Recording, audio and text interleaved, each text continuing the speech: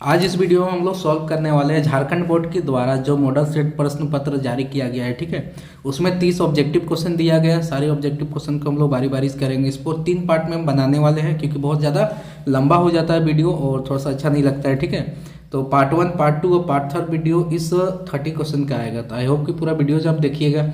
अभी तक बहुत बढ़िया आपका सपोर्ट रहा है, आगे भी सपोर्ट करते रहेंगे। और हम लोग बढ़ते हैं क्वेश्चन पे। ठीक है, कि हम लोग जो भी क्वेश्चन दिया हुआ है उसको सबसे पहले आपको पढ़ना है अच्छे तरीके से, क्योंकि जब तक आप क्वेश्चन समझेंगे नहीं तो आपको इसको बनाने में आपको समझ नहीं आएगा कि आपको इसको बनाना कैसा है। तो पहला क्वेश्चन क्या है कि 156 का अभाज्य गुणनखंड के गुणनफल के रूप में लिखा जा सकता है। तो कैसे लिखा जा सकता है बताना है आपको कि the prime factorisation of 156 is written in the form of. तो सबसे पहले इसका हम प्राइम फैक्टराइजेशन कर लेंगे, तब तो पता चलेगा कैसे लिखा जा सकता है। तो इसको हम लोग तोड़ते हैं 2 का टेबल में, 7 बार में कट जाएगा और 8 बार में 16 बन जाएगा। 2 का टेबल में फिर से 3 बार में 6 हो जाएगा, 9 बार में 18 हो जाएगा। ठीक है, और 3 का टेबल में 1 बार में और 3 बार में, तो 13 13 39 हो जाएगा। 13 के टेबल में 1 ही बार में आएगा, यानी 2 × 2, 2 बार 2 होना चाहिए, 1 बार 3 होना चाहिए, 1 बार 13 होना चाहिए। ऑप्शन नंबर आप देखिए बी, 2 बार 2 है, 1 बार 3 है, 1 बार 13 है। तो ये हम लोग का इसका राइट आंसर होगा। बढ़ेंगे क्वेश्चन नंबर की ओर, नेक्स्ट क्वेश्चन की ओर। ठीक है,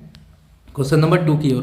क्वेश्चन नंबर 2 में क्या है कि 6/15 का दशमलव प्रसार कैसा होगा, डेसिमल एक्सपेंशन क्या निकलेगा इसका। ठीक है, तो हम लोग 6/15 है, तो हम लोग पहले तो ब्रेक कर लेंगे इसको।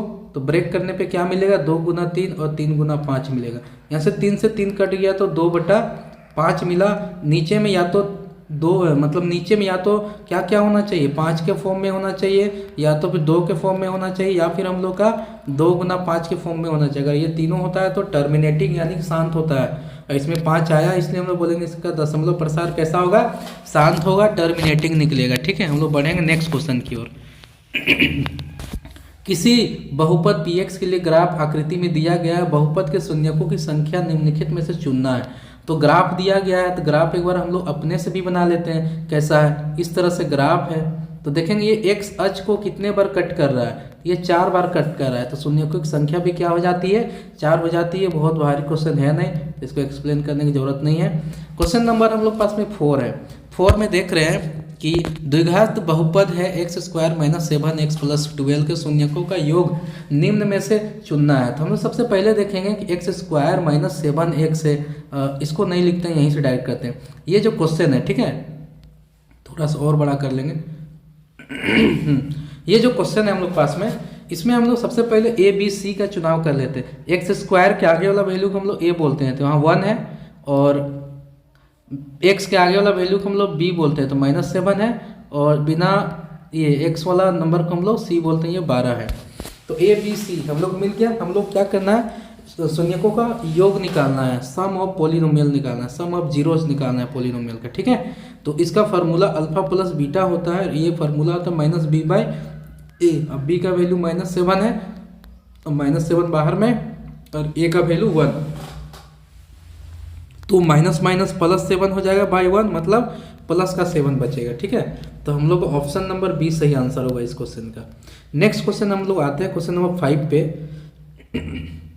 ये जो 5 क्वेश्चन है, ठीक है, ध्यान से पढ़ेंगे इसको कि a1x + b1y + c1 = 0 है, और a2x + b2y + c2 = 0 है का कोई हल नहीं होगा। कब नहीं होता है हल, तो ऑप्शन नंबर ए में जाते हैं ना, जब 2 लाइन समांतर होता है। जब 2 लाइन समांतर होगा तो कोई हल प्राप्त नहीं होगा। ठीक है, तो ऑप्शन नंबर क्या, ऑप्शन नंबर 5 का ए सही होगा, यानी कि a1/a2 b1/b2 बराबर होगा, लेकिन नॉट इक्वल टू c1/c2, ये वाला कंडीशन होता है। ठीक है, समझ गया है। बड़े क्वेश्चन नंबर 6 की ओर तो बढ़ते हैं हम लोग। क्वेश्चन नंबर 6 में समीकरण x - y + 9 = 0 और 3x - 2y + 12 = 0 के द्वारा निरूपित रेखा, इस दोनों का रेखा कैसा बनेगा, है ना। ये हम लोग अगर ड्रॉ करेंगे, इसका ग्राफ कैसा बनेगा, तो ग्राफ बनाने के लिए सबसे पहले हम लोग क्या करेंगे कि सबसे पहले हम लोग रेशियो निकाल लेते हैं। a1 1 है तो 1, और a2 कितना है 3, इक्वल टू a1 के बाद होता है क्या चीज़, b1 -1 है, और b2 कितना है -2 है ना। तो देख रहे हैं दोनों वैल्यू बराबर नहीं आ रहा है। तो जब a1/a2 बराबर नहीं आता है b1/b2 का, तो तो इस केस में लाइन एक दूसरे को ऐसा इंटरसेक्ट करता है, यानी कि इसको प्रतिच्छेद करता है, तो इसलिए हम लोग बोलेंगे इंटरसेक्टिंग या प्रतिच्छेदी ये ग्राफीय निरूपण होगा। ठीक है, ग्राफिकल रिप्रेजेंटेशन होगा। बढ़ते हैं हम लोग नेक्स्ट क्वेश्चन की ओर। नेक्स्ट क्वेश्चन हम लोग का कौन सा है? क्वेश्चन नंबर 7 है कि इसको हल करना है। समीकरण युग्म दिया हुआ है 2x + y बराबर 6 और 5x - y बराबर 1, तो हल करना है। तो बहुत आसान होता है इस तरह क्वेश्चन को सॉल्व करना। तो कैसे सॉल्व करेंगे? तो दोनों इक्वेशन को एक बार लिख लेते हैं। ये रहा हम लोग का इक्वेशन 1 और ये रहा हम लोग का इक्वेशन 2। अब दोनों को सॉल्व करेंगे तो माइनस प्लस वाई में है तो कट जाएगा, इधर से बचेगा 7x और उधर बच जोड़ने पे 7 हो जाएगा, तो 7 से 7 भी कट जाएगा। x बराबर कितना आ गया? 1। अब क्या करेंगे? x का वैल्यू हम लोग जो 1 आया इसको इक्वेशन 1 में लगा देते हैं। 2x था ना, तो 2 × 1 कर दिए प्लस y बराबर 6 हो गया। दो को 1 से गुना करने पे 2 ही आएगा। ठीक है, तो उधर ले जाएंगे तो 6 - 2 हो जाएगा, घटाने पे 4 मिलेगा। यानी x का वैल्यू 1 होना चाहिए, y का वैल्यू 4 होना चाहिए। ऐसा आंसर हम लोग खोजेंगे। तो ये आपको मिल गया ऑप्शन नंबर बी में, x का वैल्यू 1 और y का वैल्यू 4। क्वेश्चन नंबर आगे बढ़ेंगे हम लोग पास में। क्वेश्चन नंबर 9 है। क्वेश्चन नंबर 9 में है निम्नलिखित में से कौन द्विघात समीकरण है?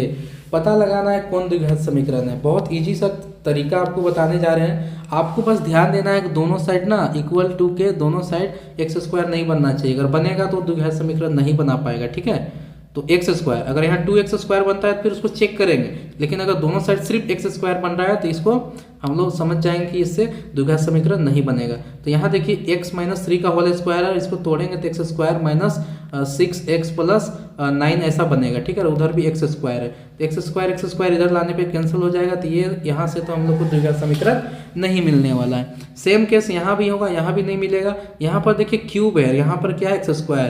x² से बड़ा पावर नहीं होना चाहिए, और यहाँ क्यूब आएगा तो ये भी हम लोग ऑप्शन नहीं होगा। ऑप्शन बचा क्या? ये राइट आंसर होगा। हम लोग करके भी देख लेते हैं। x + 1 का होल स्क्वायर तो a² + 2ab, तो 2x हो जाएगा, प्लस 1 का स्क्वायर तो 1 हो जाएगा, गुना करेंगे 2x - 6 हो जाएगा। सबको इधर लेके आएंगे, x² + 2x + 1, ये -2x हो जाएगा और ये +6 हो जाएगा बराबर 0। माइनस प्लस ये कट जाएगा। ठीक है, 2x तो बचेगा x² + 7 = 0। तो जो कि हम लोग क्वाड्रेटिक इक्वेशन बन रहा है, तो ऑप्शन नंबर हम लोग का 9 का सी सही आंसर है। ठीक है, यही होगा क्वाड्रेटिक इक्वेशन, द्विघात समीकरण। लास्ट क्वेश्चन है इस पार्ट का। ठीक है, द्विघात समीकरण x² + 7x + 6 के मूल्यों की प्रकृति बताना बहुत आसान होने वाला है।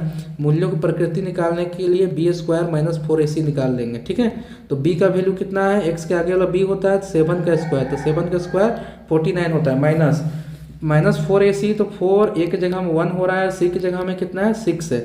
a की जगह में कितना है? x² का आगे वाला वैल्यू होता है a का वैल्यू, तो a का वैल्यू कितना हो रहा था हम लोग पास में? a का वैल्यू हम लोग पास में हो रहा है 1 और c का वैल्यू 6। मल्टीप्लाई करेंगे 49, ये मल्टीप्लाई करने पर 24, घटाने पर 25 आ जाएगा, जो कि 0 से बड़ा वैल्यू है। तो इस केस में क्या होता है? जब d का वैल्यू b² - 4ac 0 से बड़ा होता है तो वास्तविक और असमान हम लोग का मूल्य प्राप्त होता है। ठीक है, रूट्स कैसा मिलेगा? रियल और डिस्टिंक्ट। तो क्वेश्चन नंबर 10 तक एक पार्ट में हम लोग कंप्लीट कर दिए हैं। इसका दूसरा पार्ट जल्दी अभी हम अपलोड कर देंगे। ठीक है, तो इसी तरह के वीडियो चैनल पे आ रहे हैं कंटिन्यू। चैनल को सब्सक्राइब कर लीजिए, वीडियोज़ को लाइक कर लीजिए, साथ में वीडियो को शेयर भी कर दीजिए और दोस्तों के साथ में, ताकि उनको भी फायदा हो सके। मिलेंगे इसी तरह के वीडियो के साथ में, तब तक के लिए जय हिंद, जय झारखंड।